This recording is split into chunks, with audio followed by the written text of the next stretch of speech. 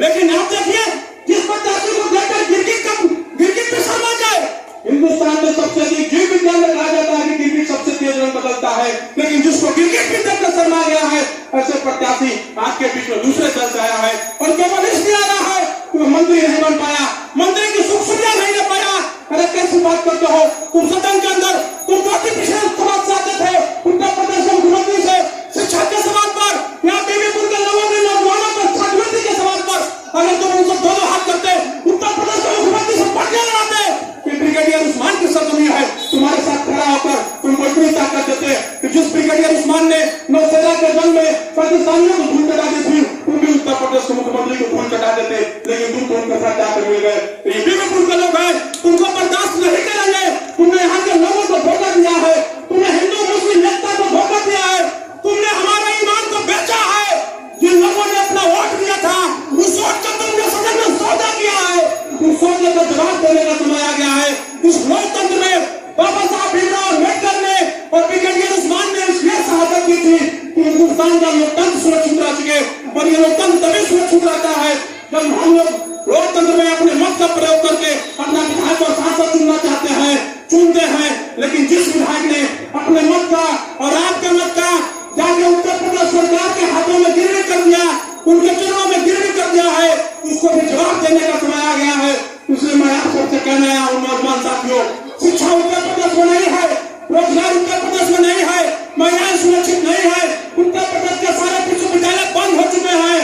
इसलिए मैं आपसे अपील करने आया हूँ, घोसी और मऊ के चुनाव में आप सब भूल बता दीजिए। अगर ये मौका आप लोग गवा देंगे तो सिवाय पछताने का कोई नहीं मिलेगा, हम सब जीवन भर पछताएंगे और इनके हौसले बुलंद हो जाएंगे। इसलिए आपके बीच में वो प्रत्याशी है सुधाकर सिंह, जो आपके हक के लिए, जो आपके हकूक के लिए उत्तर प्रदेश का मुख्यमंत्री से पंजा तो लड़ाएगा ही, अगर उसको मौका मिलेगा तो देश के प्रधानमंत्री को पंजा लड़ाकर उसको चिटमेट करने का काम करेगा और आपके हक को हकूक की लड़ाई लड़ने का काम करेगा। मैंने देखा है उसको लखनऊ की सबको पलटते हुए, मैंने कल रात को देखा था यहाँ के डीएम और कलेक्टर को बताते हुए कि समाजवादियों के ऊपर जुर्म और अत्याचार होगा, हमारे लोगों पर, अकलियत के लोगों को परेशान किया जाएगा। तो हम लोग मुलायम सिंह और आजम खान को मानने वाले लोग हैं, हम लोग ब्रिगेडियर उस्मान के वंशज हैं,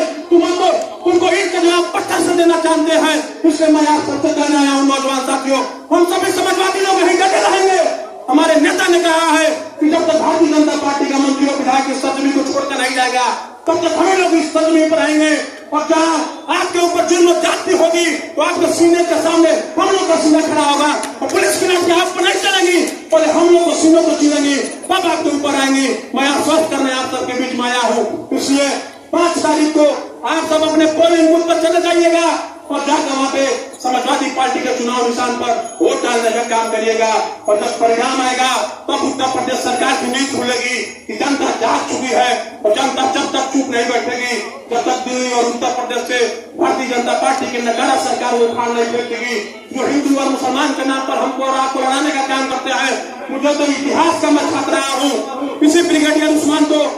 पाकिस्तानी फौज ने 50,000 का इनाम रखा था इनके सर पर, लेकिन ब्रिगेडियर उस्मान ने उन पाकिस्तानी फौज को बताया था कि मैं हिंदुस्तानी हूँ, तुम मेरे सीने पर 50,000 का इनाम, लेकिन मैं तुमको जंग में हराऊंगा। मोहम्मद अली जिन्ना ने कई बार इनको प्रस्ताव भेजा कि आप मेरे हिंदुस्तान में आइए, लेकिन इन्होंने कहा था कि सारे जहां से अच्छा हिंदुस्तान हमारा, इन्होंने कहा सारे जहां से अच्छा हिंदुस्तान हमारा, और मुल्क में है इसके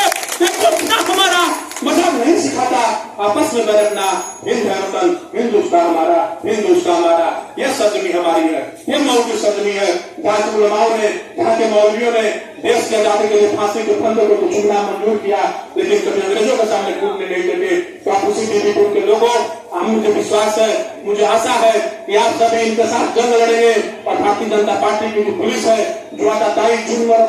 आतंक फैला रही हैं, उनके सामने आप लोग घुटने अपना नहीं बैठेंगे और उनसे पंजा लड़ाकर समाजवादी आंदोलन को मजबूत करने का काम करेंगे, और नेताजी को